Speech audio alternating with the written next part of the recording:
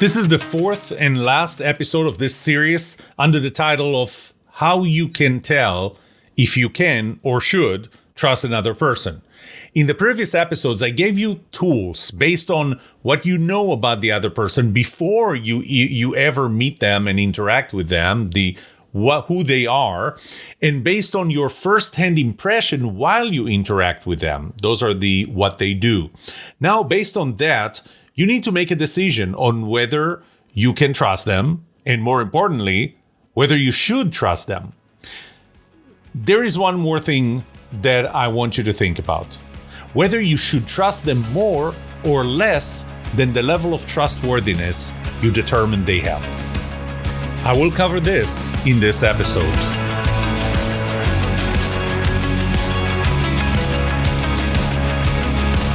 Welcome to The Trust Show. I'm Yoram Solomon, your host, the author of the Book of Trust, and facilitator of the Trust Habits Workshop.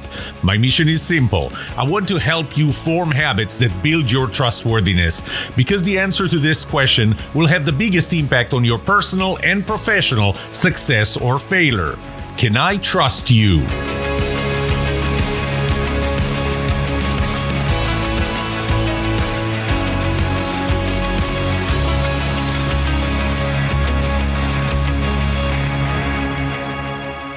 In the previous episodes, I touched almost every law of trust and all the 6 components of my relative trust model. There's one more that I didn't touch, and that's that trust is reciprocal. And that's trust law number 6. You know, it's very easy to think of the reciprocity of trust as if you trust me, then I'll trust you. But that doesn't work that way. Actually, the 4th law of trust is asymmetrical, says exactly the opposite.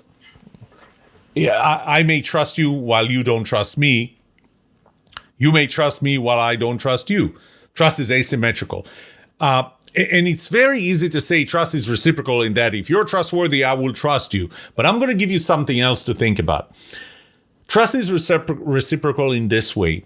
If I trust you, you will behave in a trustworthy way. I will actually affect your behavior, and you will behave in a trustworthy way. I'll give you the example that I always give in this, or the analogy, and that's when a kid starts standing.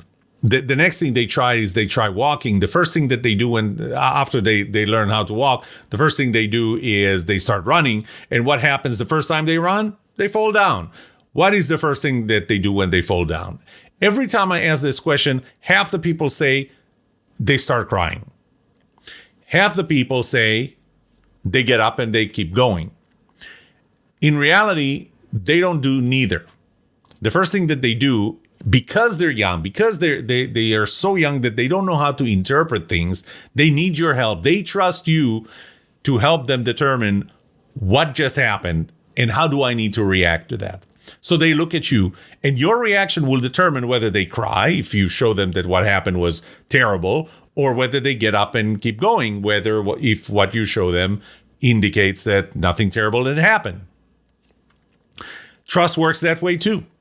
If you trust someone and you show them that you trust them, here's what happens.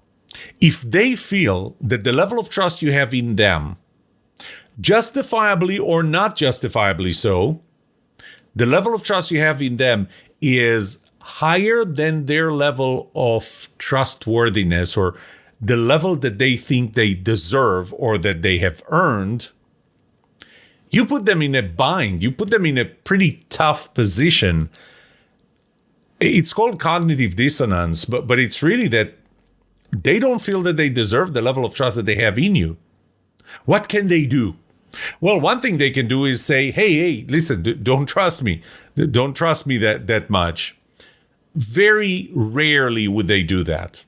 Unless really it's a huge gap and they have very high integrity, and or they just don't want to be trusted with something that they might fail. I mean, there's that as a reason. But often what they do, especially if the gap is not huge, is they're going to live up to that trust. And this is how you can affect their trustworthiness. By the way, The other way around would work as well. If you distrust them and you show them that you don't trust them, they will not behave in a trustworthy way. Even if they were trustworthy, even if they should have been trusted by you, at some point, you tell me, how long would you go being trustworthy and showing people that you can be trusted when they refuse to show you that trust, to extend that level of trust to you? At some point, you're going to give up. So you do have an impact on the other person's trustworthiness. So let's say that you determined, given all the tools that I gave you in the last 3 episodes, you determined what is the level of trust that you can extend to this other person. Do you trust them to that level? Now, first of all, I need to remind you that the level of trust that you extend to that other person is the product of their trustworthiness. That's pretty clear. And your trustfulness, your willingness to trust people in general, or their type of person in general. So, pilots, flight attendants, surgeons, teachers, whoever. So ask yourself, do I have a trustfulness problem? Am I considering whether I can trust somebody who should be trusted, and the only reason I can't trust them is my own lack of trustfulness or low trustfulness? Is my low trustfulness justifiable?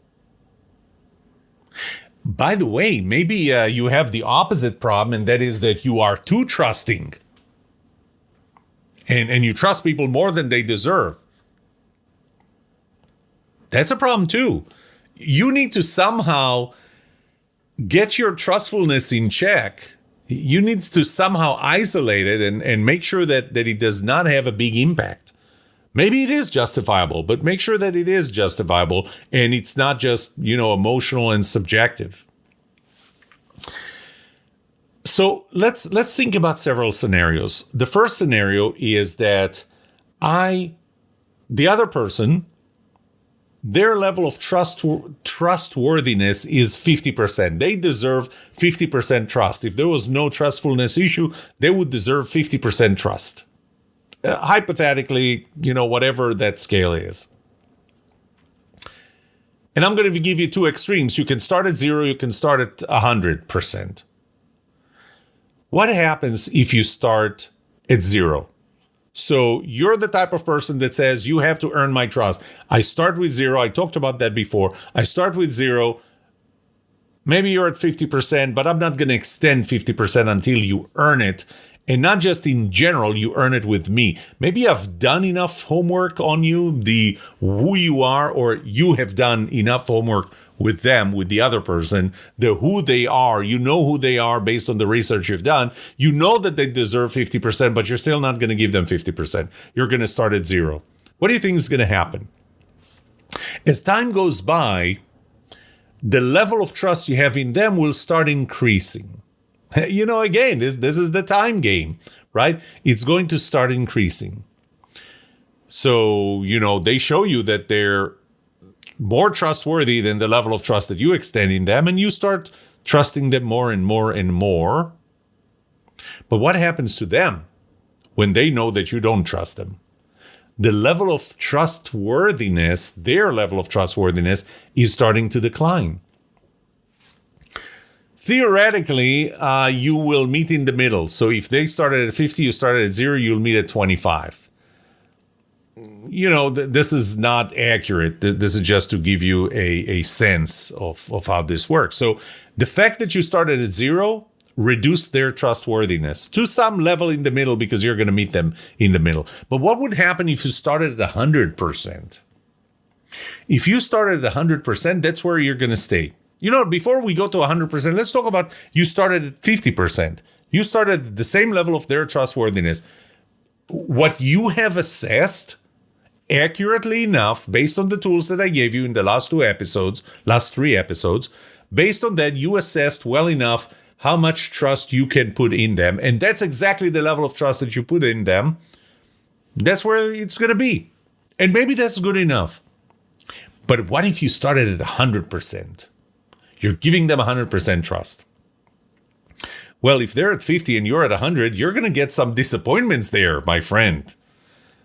They're going to disappoint your trust. And if they're going to disappoint your trust, then the level of trust that you have in them is going to start declining from 100%.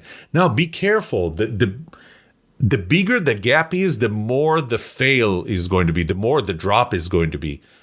If you trusted them at 100%, they prove that they're only 50%, you may drop even below 50%. The level of trust that you have in them is going to drop below the level of trust that should be in them. That's not their fault. That's your fault for starting with 100% and allowing yourself to get hurt in a bigger way than they were, than was needed, was warranted. So in the previous segment, really what I'm telling you is that you can decide based on where you are relative to their level of trustworthiness that hopefully you have determined accurately enough, you can decide whether you increase or reduce their trustworthiness. If you trust them less than the level of trust that they deserve or should have earned from you, then you're going to start dragging them down. If you trust them more than the level of trust that they proved for you to have, then you're actually going to increase their trustworthiness because of that cognitive dissonance, and that they're going to feel that they need to justify the level of trust that you have in them. And so that's going to increase. What I recommend, don't go 0 or 100. Assess as accurately as possible their trustworthiness based on who they are, the homework that you've done, if that was possible for you to do that homework, based on how they interact with you, based on what they do. And based on those, you're going to determine, well, this is how much I can trust you to do X. Remember, trust is continuous. It's how much, it's not yes or no. And trust is contextual. It's to do something specific. So you have determined what is the level of trust that you can have in them. What I would recommend is trust them a little more.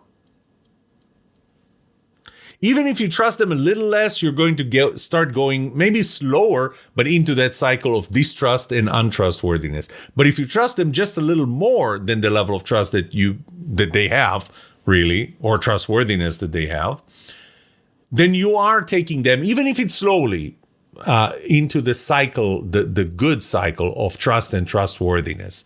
You're going to trust them a little more. They're going to be more trustworthy to earn your trust, because it's a terrible feeling of cognitive dissonance if they don't. But it's going to continue spiraling, even slower, but spiraling up. But don't go too high.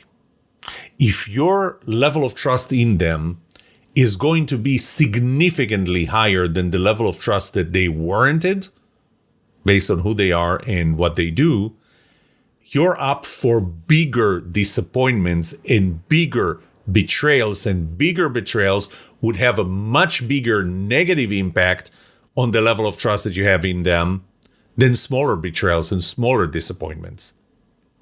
So I'm very, very in favor of trusting them more than they have earned, but a little more, not too much more.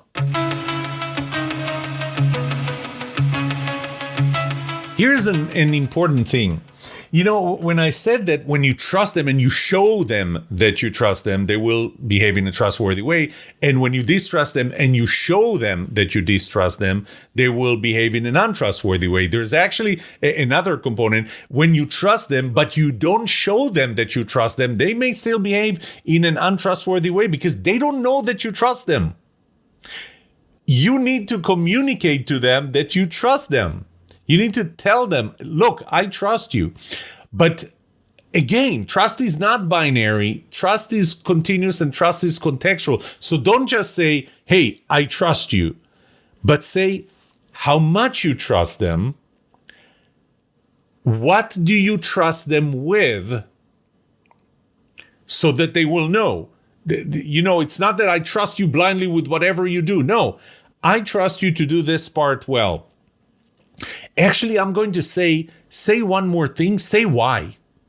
Say, why do you trust them? Here, I'm going to tell you why I trust you. That does many, many things. First of all, it shows that you're not blindly trusting them, that you've actually done your homework.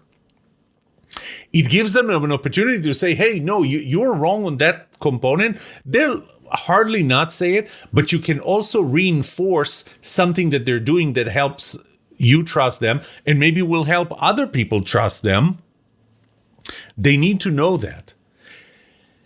Now, make sure that you don't say it in a way that will make them think that you don't really trust them.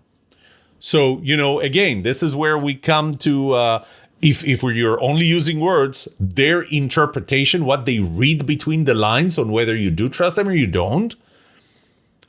And if you're doing that face-to-face, it's your tone of voice and your body language and the consistency of your nonverbal and verbal cues with them.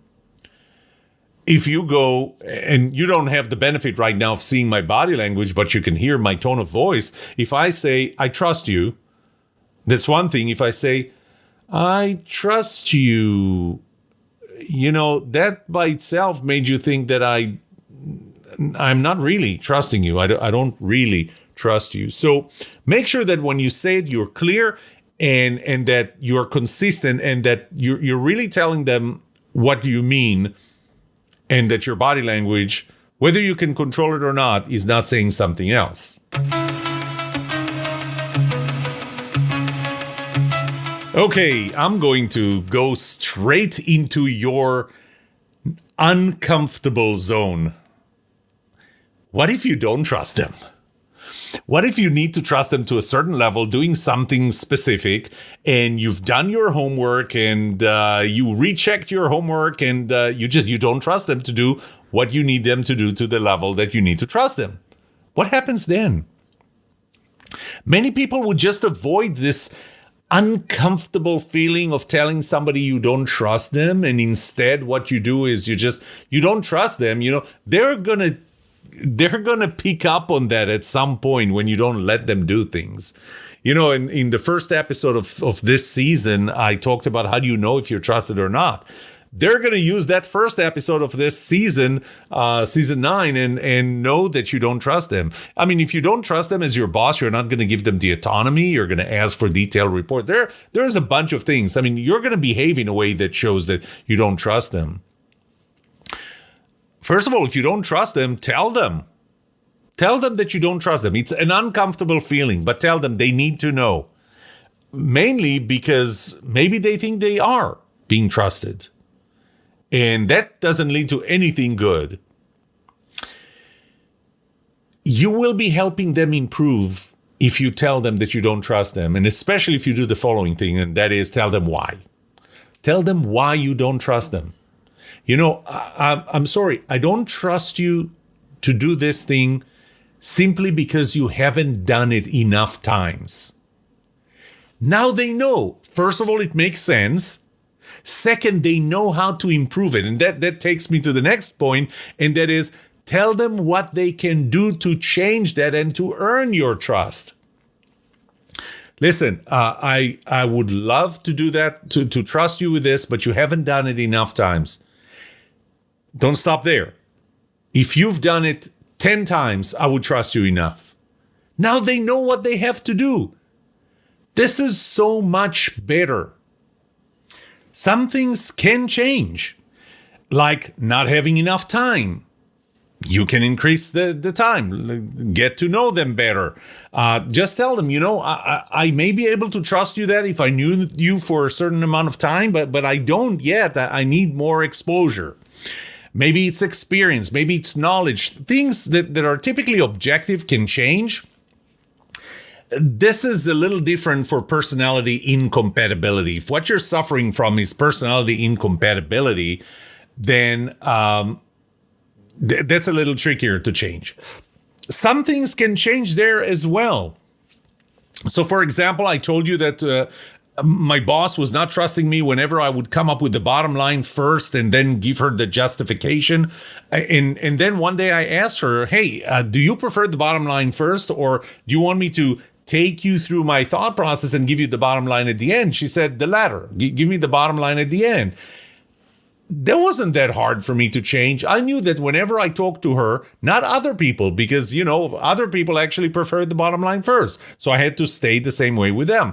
But with her, I knew that I had to start with taking her through my thought process.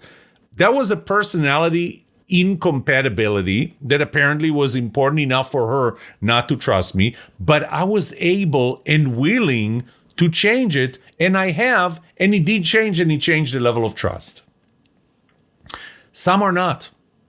Some personality traits are not easy to change. If I've done Myers-Briggs 3 times, every time I got ENTJ. So some things don't change, and some things in our personalities don't change. And if it's incompatible, if the person that you think about trusting is this is not something they can change. You told them, remember, I told you, tell them why is it that you don't trust them? What will make you trust them? But what if it's something that's so deeply embedded in their personality that they can't change? Now the question is, how important is that for you? If this is low importance, okay, we don't have to be perfectly compatible. You don't have to be perfectly compatible with the other person to trust them. But if this is a big deal for you, that incompatibility item is a big deal and not something that they can change, you got to keep in mind that you will not be able to trust everyone, period. You're not going to be able to trust everyone. Not everything is in your control. And not everything is worth it. At the same time, no person can be trusted by everyone. They can't be trusted by everyone, maybe not by you. And you have to know when to give up on a relationship. And just give up. I'm not going to be able to trust you, because if you're going to stay in a relationship that requires trust, yet you cannot put that trust in that person, you are knowingly compromising the performance, the outcomes, and you're not doing them any favor. Not being trusted is a bad feeling. It affects a lot of it affects their job satisfaction. It affects their willingness to stay with the company one more year. It affects whether they're going to tell other people this is a company that you should work for. It affects them physiologically, not to mention emotionally. So I do it. Just know that this is not going to work, and we identify the issues. They're not something you can reconcilable. Why don't you put them in a position where they can be trusted? I can't trust you with this, but I can trust you with that. And if they don't want to and it doesn't work out, then separate that relationship. This is the end of this 4-episode series on how you can tell if you can trust someone. As you could tell from this last episode, it goes beyond that. And that is, what if you can't trust them? And should you trust them ahead of the level of trust that you assessed? But I hope that I gave you enough tools to be able to assess whether you can trust another person based on the 8 laws of trust and the 6 components of the relative trustworthiness model, and to be able to identify your own biases, to communicate clearly with the other person, and to make a decision now that you know what you can trust them with, what you can't trust them with, maybe whether you should trust them ahead of it or behind it. Hopefully I gave you all of this. I'll see you in the next episode on a completely different topic.